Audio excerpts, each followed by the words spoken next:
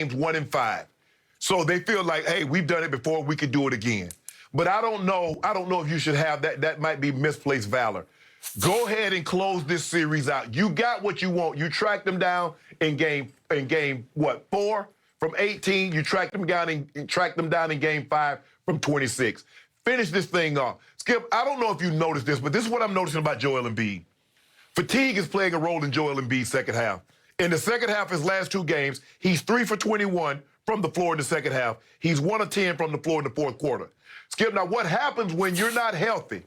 You don't get to do your normal conditioning. If your normal conditioning is running on the treadmill or riding a stationary bike, you don't get an opportunity to do that when you're healthy. And even if you ride the stationary bike, how hard do you think Joel Embiid is riding that stationary bike, Skip, in his off days?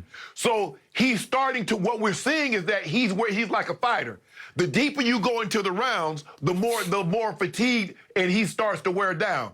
Because if you look at him the first half, Skip, he's unstoppable. And then you look at him the second half, and it looks like Trae Young can guard him in the post. Because something is going on with Joel Embiid and fatigue setting in midway through the third quarter and beyond. Because he looks like a shell of himself in the second half of these ball games. With that being said, it's going to come down to Ben Simmons, Skip. Ben Simmons and Tobias Harris, they've been stealing the Sixers' money. They stealing the money right now.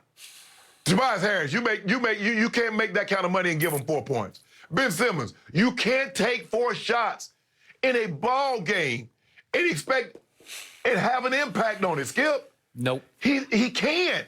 So, yeah, while we're getting on Joel Embiid for coming apart, coming unglued in the second half, he's like, I should have done enough in the first half that Tobias and Ben can take it from here.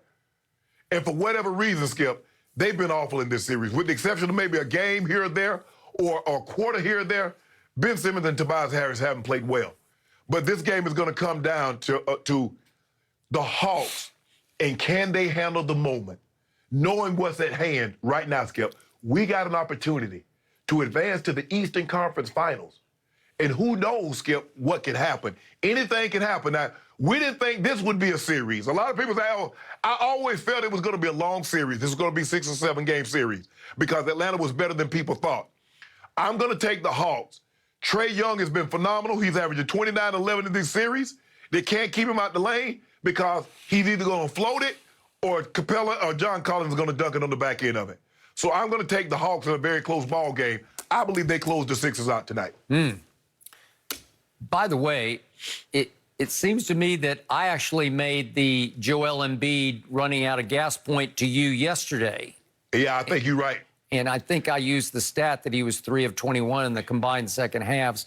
So I think you just plagiarized me, but that's okay. I did. I plagiarized you? Yeah, you plagiarized me. Okay, next. And I do agree with that point because I obviously made that point, and I do think that will play a huge role tonight. I won't be at all surprised because, remember, the Sixers are still 3.5-point favorites at Atlanta tonight. Right.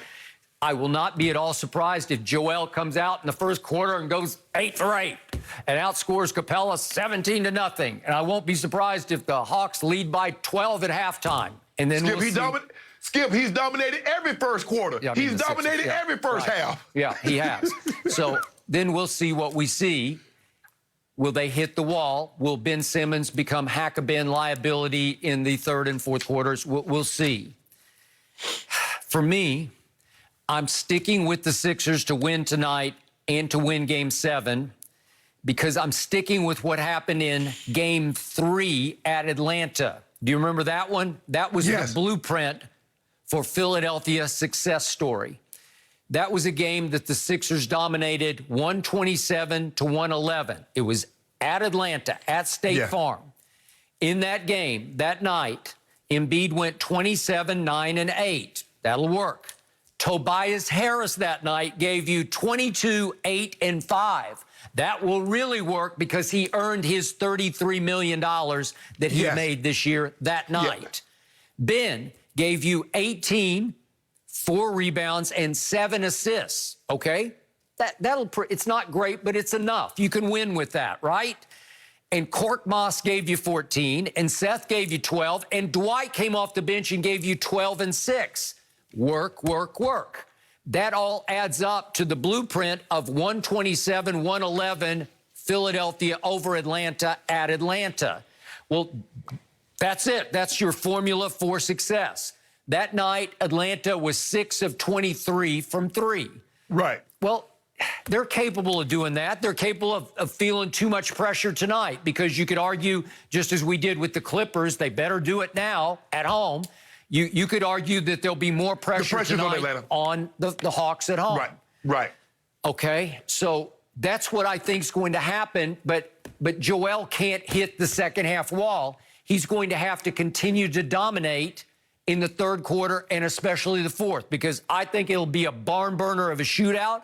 I think it'll still go down to the wire, and I think somebody's going to have to rise up and take over the game. Mostly it's got to be Joel Embiid. I still say he is unstoppable when he decides to post up and impose his will on anybody in the paint. You can't drift. You can't go like you talked about Giannis. You can't start jacking up threes and fall away twos. Yeah, you bailing them out. No, you're bailing them out. So in the end,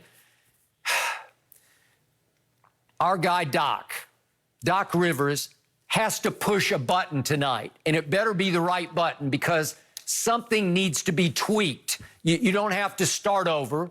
You don't have to tear it up and try to rebuild it overnight, but there has to be a coaching tweak that makes the Sixers feel better about their strategy and about themselves, because I pointed out yesterday, there's an alarming trend here concerning Doc Rivers. I love him. You love him. We all love him. He's had obviously a great career, but even our man Chris Broussard points out in his career, he's blown a lot of big leads in the playoffs, and it started last year when he was the Clippers coach. And in the 3 closeout games against Denver, they're up 3-1, and his team blew a 16-point lead, 19-point lead in Game 6, and a 12-point lead in Game 7. And then here we turn around and we get to Game 4 against the Hawks, and they blow an 18-point lead. And then the other night, impossibly, they blew a 26-point lead. Well, that's just wrong. And Doc's on a little bit of a hot seat here, because they need to reverse that trend. They need to take a lead and keep a lead, and keep, as the old saying goes, foot on throat tonight, because the Hawks are dangerous, obviously, especially at home. And I give you that Ice Trae has been very difficult to deal with, especially in fourth quarters, because he can not only get to the end of the lane at will, he can get to the free throw line, and he can make his late game free throws. Skip, think about what you just said. Yeah. Skip, think about this. In the Doc Rivers' last 12 games he's coached, his team has blown lead of 12, 16, 19, 18, and 26. So 5 of the 12 games in which he's coached, they've had double-digit leads, substantial double-digit leads, and he's lost them. And I know for a fact that inside the Clippers hierarchy, they felt like Doc just got sick and tired of the Clippers last year and basically just folded his arms and watched. And basically went, as you said yesterday, Phil Jackson has said, you guys figure it out. Right. Well, they don't have Michael and Scotty. They don't have Shaq and Kobe. No. They had Kawhi and Paul George, and they couldn't figure it out. Right. So now they got Joel, who's hitting the physical wall in the second half just because he's not in that great a shape. So something has to change. How do you coach around Ben Simmons? Do you yank him? Do you go with Shake Milton? Yes. Do you just try to figure out how to maneuver around Ben Simmons? Maybe so. Maybe this is the night you do that. Skip, why would you not take him out if they foul him and then he misses the free throws? What good is he on you on the offensive end? You might as well not have him out there. It's not like he's contributing. No. You keep saying, well, he's doing a great job on Trae. Did they not see Trae get 39 and 7? Did they not see Trae get 25 and 18? So how much is he stopping Trae? Now, Skip, if you go back and look at it, Atlanta has only shot the 3-ball great in Game 1. They do to shoot the 3-ball good at some point in time. Yep. Now, they can't keep shooting 7 of 28 and 6 of 30. At some point in time, they're going to shoot the 3-ball like they shot it in Game 1. Yep.